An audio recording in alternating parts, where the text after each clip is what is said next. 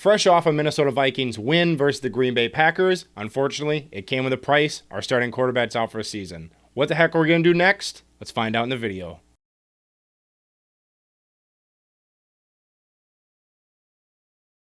Welcome back, everybody, to the channel, Mod Life fans, YouTube fans. Appreciate you guys for tuning into today's video. Today, we're going to be talking about what the heck happened after the trade deadline and what the heck didn't happen after the trade deadline, which might have surprised a lot of people, including myself. Let's start off with some of the key metrics that happened in the trade deadline that a lot of teams might not have been expected to trade prior to the deadline, but they ended up doing it. Starting with the Washington Commanders. Montez Sweat to Chicago for a second-round pick. Chase Young to San Francisco for a third-round pick. I guess Chase Young is a little bit less valued than Montez Sweat, which I don't really understand. If you guys could explain to me in the comments why he's less valuable than Montez Sweat, we would greatly appreciate that. I can't really wrap my head around that. I've always thought Chase Young has been the guy in Washington. He wears that C on his chest for a reason in the locker room.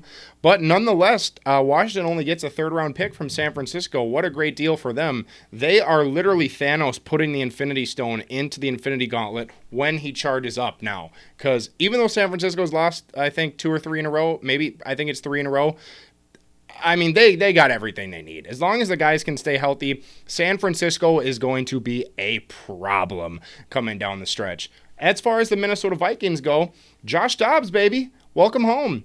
Minnesota Vikings acquired Josh Dobbs and a 7th-round pick in exchange for a 6th-round pick. Can't really beat that. The Vikings had to give up Ezra Cleveland in exchange for the same 6th-round pick that they had to give up for Josh Dobbs. So if you use, fractions, I haven't been in a math class in a while, but if you take fractions, one fraction times another, or added to another, whatever it is, canceling out, right? As long as you cancel out those numbers, 6th-round pick, 7th-round pick, yada, yada, yada. Essentially, the pick was Josh Dobbs and a 7th for nothing.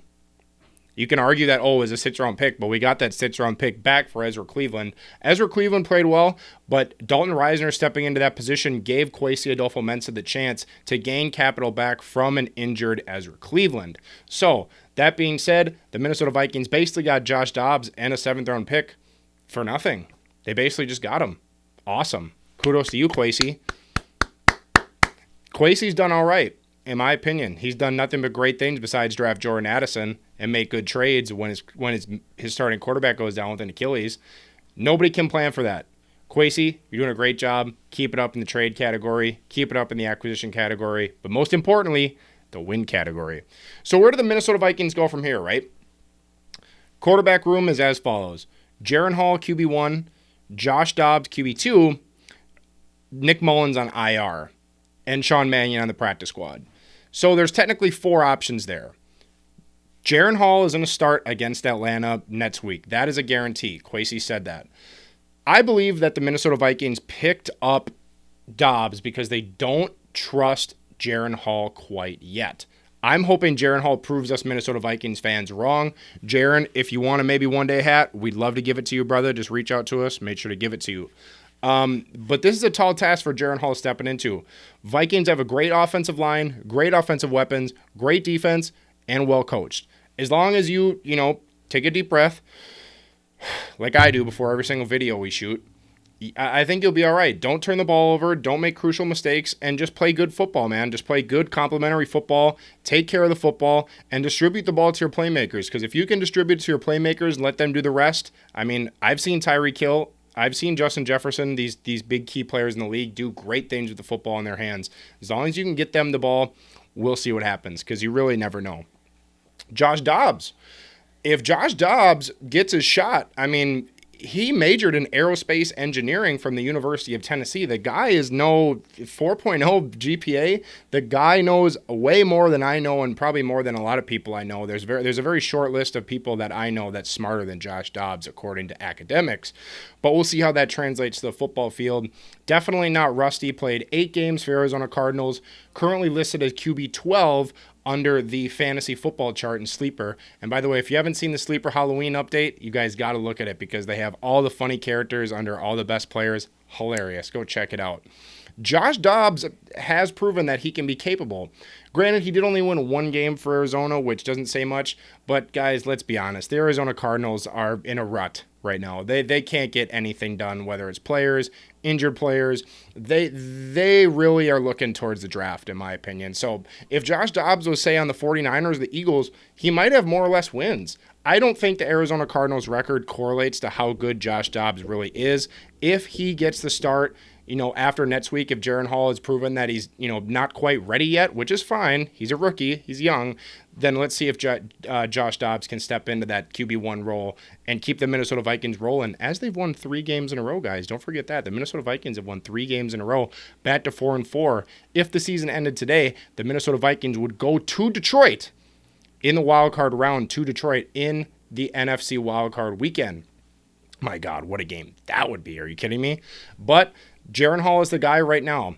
Even though JAREN Hall did not, perform up to everybody's expectations in the preseason, had a couple miscues against Green Bay when he came in, he still threw a cold-blooded connection to TJ to get that first down. And like I talked to Hero Spells before we started the video, they still won the game. That's the most important thing. He didn't screw it up that bad where they lost. Like, you can screw up exponentially and still win the game, and that's totally okay, which is what he did. But he didn't screw up exponentially. He screwed up once or twice, had the strip sack, which is okay. Still won the game. Still a W in the win-loss category. That's all that matters, right? You could play like shit. Still won the game. Kudos to you, JAREN Hall. Keep it up, man. Atlanta Falcons. And the Atlanta Falcons have Taylor Heineke starting as their QB this week, the former Viking.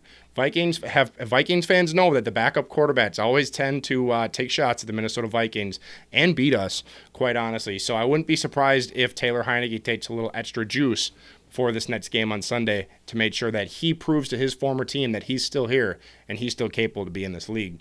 Give JAREN Hall a week of practice with the ones. We'll see how he does.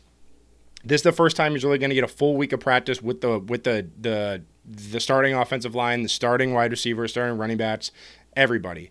We'll see if that makes a difference on the field between his play in preseason, last week when he came in, and now this week.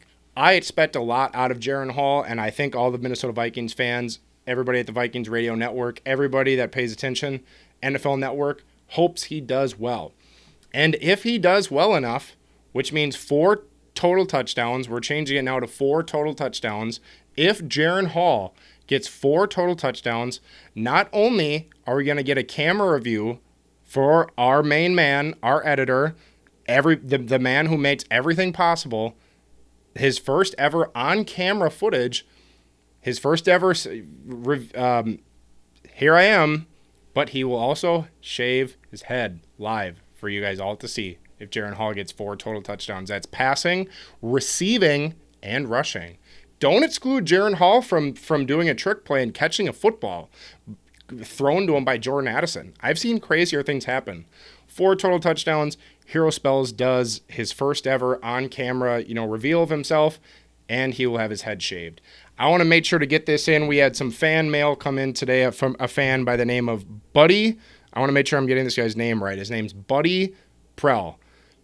Buddy Prell, shout out to you, man. He said, special shout, so obviously giving him a special shout out. He bought a JAREN Hall jersey at the beginning of the season because that's how much faith he has in this team.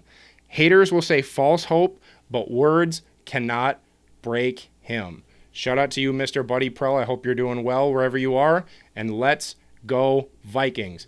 Thank you, everybody, for tuning into today's video. Kirk Cousins is now out for a season. He just had surgery today. He's recovering. Kirk, nothing but prayers to you from Mod Life Entertainment. Hope you do well, my man, and we will see you back hopefully next year. I don't think this is the end for Kirk. I think he comes back next year. I want him to come back next year. Prayers to you, man, and let's go Vikings. We're 4-4. We ain't done yet, baby. Everybody have a good day and Skol Vikes. See you in the next one.